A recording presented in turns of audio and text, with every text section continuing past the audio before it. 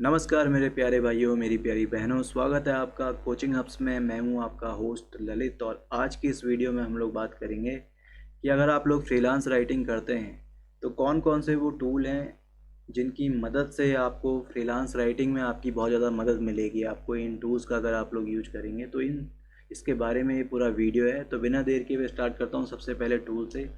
ये टूल है आपका ग्रामरली। कई सारे लोग को पता होगा, कई सारों को नहीं पता होगा। तो ग्रामरली जो है वो, अगर आप कोई भी आर्टिकल लिख रहे हो, उस आर्टिकल के अंदर अगर गलती से आपने किसी वर्ड की स्पेलिंग गलत लिख दी या कहीं पे आपने ग्रामर की कोई मिस्टेक की है, तो ये ग्रामरली क्या करता है, उन सारे मिस्टेक को हाईलाइट करता है और उसके बदले में आप क्या यूज कर सकते हो वो आपको बताता है। अगर आपने स्पेलिंग गलत लिखी है तो ये बताएगा आपको कि आप इस तरीके से यहाँ पर इसकी करेक्ट स्पेलिंग ये है, इसको यूज करो। तो एक बड़ा यूज़फुल एक टूल है और ब्राउज़र का इसका एक्सटेंशन आपको फ्री में मिल जाता है, चाहे आप गूगल क्रोम पे हो, चाहे मोजिला फायरफॉक्स पे हो, चाहे किसी भी ब्राउज़र पे हो। आप लोग जाके देखना, आपको ग्रामरली के एक्सटेंशन मिल जाएंगे। आपने उसे इंस्टॉल करना है और इंस्टॉल करने के बाद जब भी आप कुछ आर्टिकल वगैरह लिखोगे या सिंपल मेल भी अगर आप लोग लिखते हो तो वहाँ पर भी ये आपको बता देगा कि आप ये गलत लिख रहे हो, इसकी जगह आप ये लिखो। तो बहुत सारे लोग इसे यूज कर रहे हैं। दूसरा जो है वो है हेमिंगवे ऐप। ग्रामरली आपके ग्रामर के ऊपर काम करता है, आपके सिंटैक्स एरर और जो स्पेलिंग एरर है उस पर काम करता है। वैसे ही हेमिंगवे क्या करता है, हेमिंगवे आपके आर्टिकल में अगर रीडेबिलिटी के ऊपर काम करता है। अगर आपने कोई सेंटेंस लिखे हैं, सेंटेंस कुछ ज़्यादा लेंदी हो रहा है, तो वो आपको इस तरीके से मदद करेगा, बताएगा कि ये सेंटेंस पूरा आपका ज़्यादा लंबा है।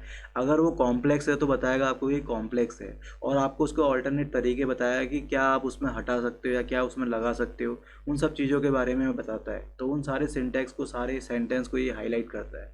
तो ये भी एक बहुत अच्छा यूज़फुल टूल है जिसकी आप मदद ले सकते हो। तीसरा जो है वो है गूगल डॉक्स।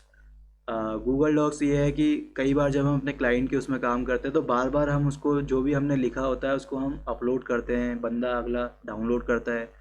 तो गूगल डॉक्स में आप लोग क्लाउड पे ये सारी चीज़ें करते हो। जैसे जो भी आप लिखोगे वो सेव होगा क्लाउड पे।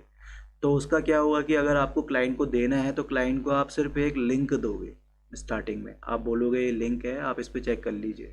तो वो आपके लिंक के थ्रू पूरा ऑनलाइन देख सकता है कि आपने क्या लिखा है। और अगर उसको कुछ सजेस्ट करना है कि इसकी जगह आप ये करो तो उसमें भी आपकी मदद मिल जाएगी।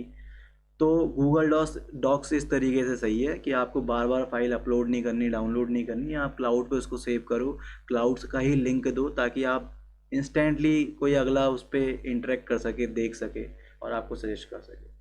चौथा जो है वो है योस्ट एसईओ। इसको मैंने इसलिए इंक्लूड किया है क्योंकि आजकल बहुत सारे लोग जो हैं, बहुत सारे काम जो आते हैं वो वेबसाइट में आर्टिकल राइटिंग के आते हैं। अब वेबसाइट में जब आर्टिकल राइटिंग के लिए कोई बोलता है तो वो साथ ही साथ में ये भी बोलता है कि आप अगर एसईओ भी कर सको ऑन पेज उसका तो वो ज़्यादा बढ़िया है।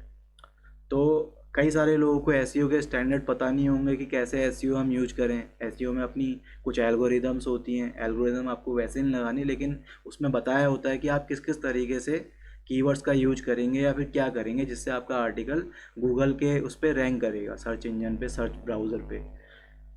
तो योस्ट क्या कर रहा है, एक सिंपली प्लगइन है वर्डप्रेस का। अगर आप इस प्लगइन का यूज करते हो तो ये आपको जितनी भी गलतियां होंगी उस आर्टिकल में एसईओ के पॉइंट ऑफ व्यू से, उन सबको हाईलाइट करेगा और आपको इजी तरीके से बताएगा कि आप यहाँ पर इस तरीके से ये कीवर्ड को यूज कर सकते हैं। जो भी आपका कीवर्ड होगा उसके रिगार्डिंग आपको सारी चीज़ें बता देगा। पूरा आर्टिकल जो है वो कितने वर्ड्स का आर्टिकल है और आजकल जो सबसे बेस्ट रहेगा, जैसे गूगल के एल्गोरिदम के हिसाब से कौन से आर्टिकल, कितने वर्ड्स के आर्टिकल ज़्यादा बेस्ट होते हैं, तो उस तरीके से ये सारी चीज़ें बताता है। ना सिर्फ आपको एसईओ के बारे में बल्कि एक आर्टिकल के रिगार्डिंग जितनी और पॉसिबल हो सकती हैं कुछ चीज़ें, उनकी भी उसमें भी आपकी ये मदद करता है। साथ ही साथ में जो खास चीज़ें हैं इससे आपके जो ये आपको ज़्यादा विजिटर दिलाता है, गूगल और बिंग से अट्रैक्ट करता है ज़्यादा विजिटर को सोशल मीडिया से, इंक्रीज करता है आपके रीडर्स की इंगेजमेंट। तो ये बहुत सारे डिफरेंट टास्क करता है। तो ये भी एक आर्ट फ्रीलांस राइटर को इसके बारे में पता होना चाहिए और इसका यूज केस क्या है उसको भी आप लोगों ने देखना चाहिए। तो ये 4 टूल थे जो मुझे लगे, थोड़ा बहुत मैंने इन सारे टूल्स के बारे में आप लोग को बताया। अगर आप लोग को लगता है कुछ और टूल्स हैं तो आप लोग कमेंट पे डाल सकते हो, वरना फ्यूचर में ऐसी 3-3 4-4 करके कुछ और टूल्स होंगे जो अच्छे होंगे तो वो भी मैं आप लोग को बताऊँगा। अभी के लिए सिर्फ इतना ही। अच्छा लगा तो लाइक करना, जितने लोग नए हैं वो सब्सक्राइब कर सकते हैं ताकि आपको फ्यूचर में और इस तरह की वीडियो मिले। आपसे फिर मुलाकात होगी, तब तक के लिए खुदा हाफिज़।